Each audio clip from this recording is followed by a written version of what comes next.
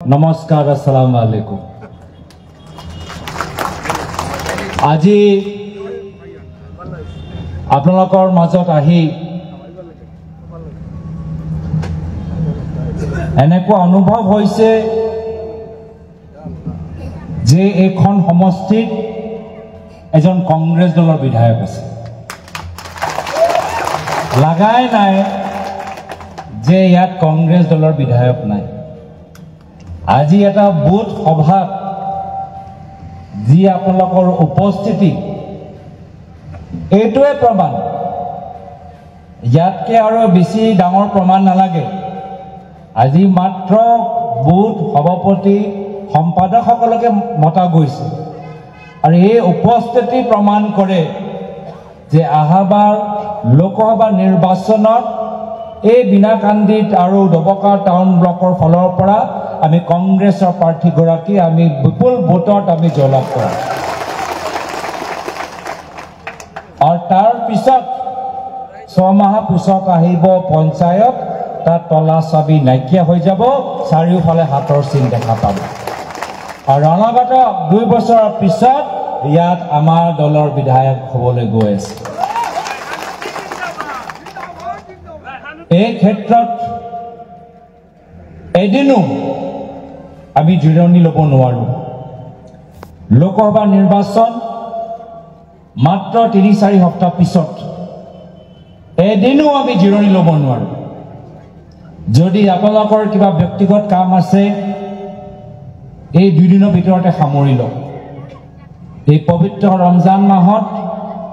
আমি নিজৰ ল'ৰা ছোৱালী ভৱিষ্যৰ কাৰণে চিন্তা কৰি আমি দিনে ৰাতি নিজৰ দলটোক শক্তিশালী কৰিব লাগিব।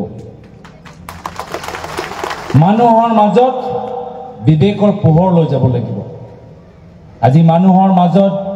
যথেষ্ট হেঁচা, যথেষ্ট প্ৰলোভন, যথেষ্ট বিভ্ৰান্তি। আপোনালোকে সচেতন ৰাইজ, গোটেইখিনি কথা আপোনালোকে জানে। মুখ্যমন্ত্ৰী হিমন্ত বিশ্ব শৰ্মা ডাঙৰীয়া মনত অসমৰ ধৰ্মীয় সংখ্যালঘু মানুহৰ প্ৰতি কি মনোভাৱ, সেই কথাবোৰ মোতকৈ বেছি ভালদৰে আপোনালোকে জানে। মুখ্যমন্ত্ৰী হিমন্ত বিশ্ব শৰ্মা ডাঙৰীয়া আটাইতকৈ ঘনিষ্ঠ বন্ধু মৌলানা আজমল চাহাব, এইখিনি কথা মোতকৈ আপোনালোকে বেছি ভালদৰে জানে। কিন্তু ৰাইজক বুজাব লাগিব, ৰাইজক সুধিব যে আপুনি কেতিয়াবা মৌলানা আজমল চাহাবক মুখ্যমন্ত্ৰী হিমন্ত বিশ্ব শৰ্মা ডাঙৰীয়াক সমালোচনা কৰা দেখা পাইছেনে? এবাৰো দেখা পোৱা নাই, এবাৰো নাপাব। তাৰ বিপৰীতে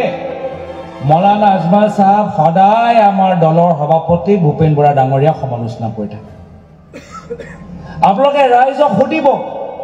যে AUDF দলৰ বিধায়কসকলে কেতিয়াবা বৰ্তমান বিজেপি চৰকাৰৰ মন্ত্ৰীসকলৰ বিৰুদ্ধে কঠোৰভাৱে কেতিয়াবা এক শব্দ তেওঁলোকে ব্যৱহাৰ কৰিছে নেকি? তেতিয়া তেওঁলোকে ৰাইজে ক'ব কি নাই, আমি কেতিয়াও দেখা নাই। তো এই গোটেই AUDFৰ ৰাজনৈতিক উদ্দেশ্যটো হ'ল বিজেপি বি টিম হৈ কংগ্ৰেছ দলটোক দুৰ্বল কৰা। আমাক দুৰ্বল কৰক বা আমাক দুৰ্বল কৰিবলৈ চেষ্টা কৰক, আমাৰ আপত্তি নাই। কিমান দল AUDFৰ আগত আহিছে, কিমান দল বিজেপি আগতে চেষ্টা কৰিছিল, কিন্তু কোনোৱে ৰাজনৈতিক শক্তি বা কোনো ৰাজনৈতিক দলে কংগ্ৰেছ দলটো দুৰ্বল কৰিব পৰা নাই আৰু ভৱিষ্যতে কৰিব নোৱাৰিব। তো তলা চাবি দলে যিমানে আপ্ৰাণ চেষ্টা কৰক, চেষ্টা কৰি থাকক, কিন্তু অসমৰ ৰাইজৰ লগত যে বিশ্বাসঘাতকতা কৰিছে তাৰ জবাব, তাৰ শিক্ষা অসমীয়া ৰাইজে ভৱিষ্যত AUDF দলক দিব লাগিব। ৰাইজক আৱেগিক কৰি কংগ্ৰেছে বিৰুদ্ধে কথাখিনি শুনাই গোপনভাৱে বিজেপিক সহায় কৰা, হিমন্ত বিশ্ব শৰ্মা ডাঙৰীয়া হাত শক্তিশালী কৰা, এই ৰাজনীতি আৰু নচলিব। এই লোকসভা নিৰ্বাচনতে এই ৰাজনীতি আমি নাইকিয়া কৰি দিম আৰু সেই কাৰণে আমাৰ দলে কি সিদ্ধান্ত লৈছে যে AIUDF দলৰ যে গড় AIUDF দলৰ যে গড় ধুবুৰীত তাত আমি নিজৰ দলৰ আটাইতকৈ শক্তিশালী সেনাপতি ৰকিবুল হুছেইন ডাঙৰীয়াক আমি তালৈ পঠাই আমি AIUDF দলটোক নাইকিয়া কৰিবলৈ বিচাৰিছোঁ যদি আনুষ্ঠানিকভাৱে কথাখিনি ওলোৱা নাই আমি নিজৰ দলৰ আবেগৰ কথাবোৰ প্ৰকাশ কৰিছোঁ যে কিছুমানৰ আপোনালোকে নিশ্চয় গল্প পঢ়িছে যে ৰজাৰ আত্মা নিজৰ ৰজাৰ শক্তি নিজৰ দেহত নাই এই পিঞ্জৰাত এজন চৰাইত আছে একেৰাহে হিমন্ত বিশ্ব শৰ্মা ডাঙৰীয়া শক্তি নিজৰ দলৰ ভিতৰত নাই সেই AIUDF দলত সোমাই আছে যদি আমি AIUDF দলটোক নাইকিয়া কৰিব পাৰোঁ তেতিয়া হিমন্ত বিশ্ব শৰ্মা ডাঙৰীয়া ৰাজনৈতিকভাৱে সদায় কাৰণে আমি বিদায় দিব পাৰোঁ বিজেপি দলটোক সদায় কাৰণে আমি ৰাজনৈতিকভাৱে বিদায় দিবলৈ পাৰোঁ আৰু তাৰ পিছত উদ্দেশ্যটো কি যদিও আমি ৰাজনৈতিকভাৱে এই দুইটা দলকে সদায় কাৰণে বিদায় দিলোঁ আমাৰ উদ্দেশ্যটো কি মাত্ৰ ক্ষমতা লোৱা আমাৰ উদ্দেশ্য নহয় আমাৰ উদ্দেশ্যটো হ'ল যিজনৰ নামত আজি এই নতুন কাৰ্যালয় প্ৰেক্ষাগৃহ নাম দিয়া গৈছে প্ৰায়ত মুখ্যমন্ত্ৰী তৰুণ গগৈদেৱ আমি সেইজন ব্যক্তিৰ অসমৰ প্ৰতি যে সপোন মৰম শ্ৰদ্ধা সেই কথাবোৰ মনত পেলাই তেওঁলোকৰ অধুৰা কাম সম্পূৰ্ণ কৰাৰ দায়িত্ব ভৱিষ্যত আমাৰ কংগ্ৰেছ চৰকাৰ ল'ব লাগিব তেওঁ কি কৈছে যে কংগ্ৰেছ দল হ'ল মহাত্মা গান্ধী আদৰ্শ পালন কৰা দল আমি হিন্দু আৰু মুছলমানৰ মাজত ভেদাভেদ হোৱাটো নিবিচাৰোঁ আমি সকলো হলো ভগৱানৰ সন্তান আমি সকলোৱে হলো আল্লাহৰ সন্তান আমাৰ ভাৰতৰ সংবিধানত লিখা আছে আমি সকলোৱে হলো ভাৰতীয় নাগৰিক আমালোকৰ সমান অধিকাৰ এই সমান যে মৰ্যাদা এনেকুৱা এটা সমাজ গঢ়ি তুলিবলৈ বিচাৰিছোঁ য'ত হিন্দু হওক মুছলমান হওক শিখ হওক খ্ৰীষ্টিয়ান হওক সকলৰ সমান অধিকাৰ থাকিব সেই হিন্দী স্পিকিং বঙালী মাৰবাৰী গোৰ্খা ট্ৰাইবেল উজনি নামনি আমি সকলৰ সমান অধিকাৰ যে আমি নিজৰ জীৱনৰ নিৰাপত্তা পাব লাগে নিজৰ ল'ৰা ছোৱালীক ডাঙৰ কৰি এটা ভাল ভৱিষ্যত আমি দিব লাগে এয়া হ'ল আমাৰ লোকৰ কল্পনা এইখিনি কথা বিজেপি দলে ভাল নাপায় বিজেপি মতে কি বিজেপি মতে সমাজত দুটা বৰ্গ থাকিব লাগে এটা প্ৰথম শ্ৰেণী নাগৰিক থাকিব লাগে এটা দ্বিতীয় শ্ৰেণী নাগৰিক থাকিব লাগে আৰু দ্বিতীয় শ্ৰেণী নাগৰিক প্ৰথম শ্ৰেণী নাগৰিক মতে চলিব লাগিব উঠিব লাগিব বহিব লাগিব কাপোৰ পিন্ধিব লাগিব নামাজ পিন্ধিব লাগিব আমি কৈছো নহব আমি কোনো দ্বিতীয় শ্ৰেণী নাগৰিক নহয় আমি সকলোৱে সমান আমাৰ অধিকাৰ আমি সকলো হলো ভাৰতীয় নাগৰিক এয়া কল্পনা আছিলে প্ৰায়ত মুখ্যমন্ত্ৰী তৰুণ গগৈদেৱৰ এইখিনি কথা আমি ৰাইজক বুজাব লাগিব আজি বিজেপি অহাৰ পিছত উত্তৰ পূৰ্বাঞ্চলত কি হৈছে আমি দেখা পোৱা নাই নেকি মণিপুৰত তেওঁলোকৰ ৰাজ্য চৰকাৰ মণিপুৰত কিমান ঘৰ জ্বলি গ'ল কিমান মানুহ হত্যা হ'ল আমি গম পোৱা নাই নেকি আমি কথা দিছোঁ যেতিয়ালৈকে অসমত কংগ্ৰেছ আছে আমি অসমটো দ্বিতীয় মণিপুৰ হ'বলৈ নিদিওঁ ইয়াত সকলোৱে নিৰাপত্তা পাব সেই হিন্দুৱে হওক মুছলমানে হওক শিখ হওক খ্ৰীষ্টিয়ান হওক বৌদ্ধ ধৰ্ম হওক বা জৈন ধৰ্ম পালন কৰা ব্যক্তিজনে হওক কংগ্ৰেছ হ'ল সকলোকে সন্মান কৰা দল কাৰো প্ৰতি আমালোকৰ ভিতৰত হিংসা নাই ঘৃণা নাই সকলোকে সামৰিবলৈ বিচাৰিছোঁ আৰু সকলোকে একত্ৰিত কৰি আমি কি কৰিবলৈ বিচাৰিছোঁ যে ৰাইজৰ মাজত উন্নতি হওক প্ৰগতি হওক ৰাইজ আগবাঢ়ি যাওক শিক্ষা ক্ষেত্ৰত আগবাঢ়ি যাওক সামাজিক ক্ষেত্ৰত আগবাঢ়ি যাওক অৰ্থনৈতিক ক্ষেত্ৰত আগবাঢ়ি যাওক এয়া হল আমাৰ লোকৰ দৃশ্য বা আমাৰ লোকৰ কল্পনা পঞ্চায়ত নিৰ্বাচন ক্ষমতা বিকেন্দ্ৰীকৰণ কৰা এটা মাধ্যম খাদ্য সুৰক্ষা আঁচনি ৰাইজক অন্ন সুৰক্ষা দিয়া এটা মাধ্যম MGNREGA যে বিপদৰ সময়ত যে ৰাইজৰ ওচৰত কিবা এটা আছে যাৰ জৰিয়তে হাজিৰা ল'ব পাৰে সেয়া হ'ল এটা উদ্দেশ্য এয়া হ'ল কংগ্ৰেছ আমি সকলোৰ কাৰণে চিন্তা কৰোঁ আমি IIT IIM চিন্তা কৰোঁ আমি মামনি মাজনী বাইদেউৰ কাৰণে চিন্তা কৰোঁ আমি ইছৰোলৈকে আমি কেনেকৈ স্যাটেলাইট পঠাব পাৰোঁ তাৰ কাৰণে চিন্তা কৰোঁ আমাৰ ল'ৰা ছোৱালী মেট্ৰিক পৰীক্ষাৰ পিছত কেনেকৈ কম্পিউটাৰ পায় বিনামূলীয়া লেপটপ পায় আমি তাৰ কাৰণে চিন্তা কৰোঁ কেনেকৈ আমাৰ বিভিন্ন আমাৰ ইণ্ডাষ্ট্ৰী অসমত আহি ফেক্টৰীবোৰ বহাব পাৰে আমি তাৰ কাৰণে চিন্তা কৰোঁ আমি খেতিয়কসকলৰ শ্ৰমিকসকলৰ কাৰণে চিন্তা কৰোঁ এয়াটো হ'ল আমাৰ কংগ্ৰেছ এয়া হ'ল আমাৰ ভাৰত এয়া হ'ল আমাৰ পৰম্পৰা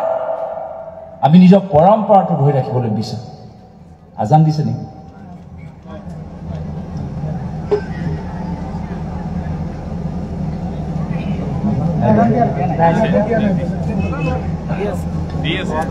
দিছে না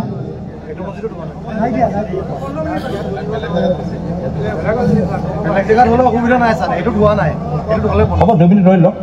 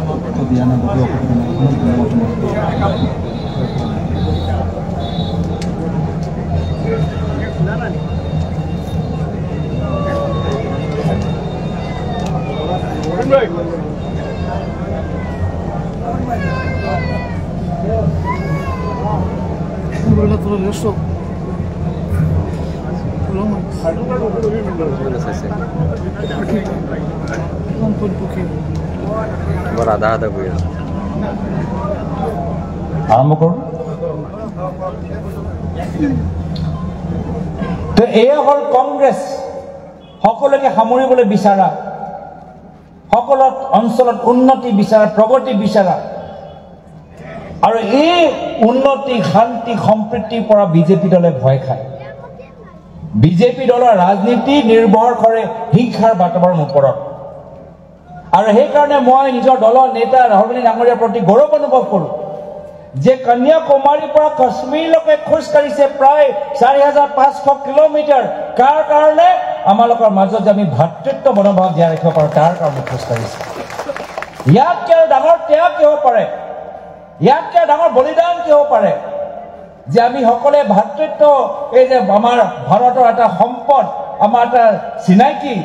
আমি সেই কথাটো আমি ধৰি ৰাখিব পাৰোঁ আৰু সেইকাৰণে এটা বিজেপি দলে আমাক দুৰ্বল কৰিবলৈ বিচাৰিছে আমাৰ পৰা কিছুমান মানুহ লৈ যাবলৈ বিচাৰিছে গম পোৱা নাই যে কংগ্ৰেছ দল এটা মহান দল এটা মহাসাগৰৰ পৰা যিদৰে অলপ টোপোলা পানী ল'লে একো লাভ একো ক্ষতি নহয় মহাসাগৰত একেদৰে কংগ্ৰেছ দলৰ হাতৰ চিন ইমান শক্তিশালী এজন বা দুজন ব্যক্তি গ'লে এই হাতৰ চিনটো কোনো দুৰ্বল কৰিব নোৱাৰে এই হাতৰ চিনৰ লগত আমাৰ এটা ব্যক্তিগত আবেগ আছে এই হাতৰ চিনৰ লগত আমাৰ খুৰাসকলৰ দিনৰ পৰা আমাৰ এটা ব্যক্তিগত সম্পৰ্ক আছে এই হাতৰ চিনৰ লগত আমাৰ তেজত এটা সম্পৰ্ক আছে কোনো আমাৰ হাতৰ চিনটোক ক্ষতি কৰিব নোৱাৰে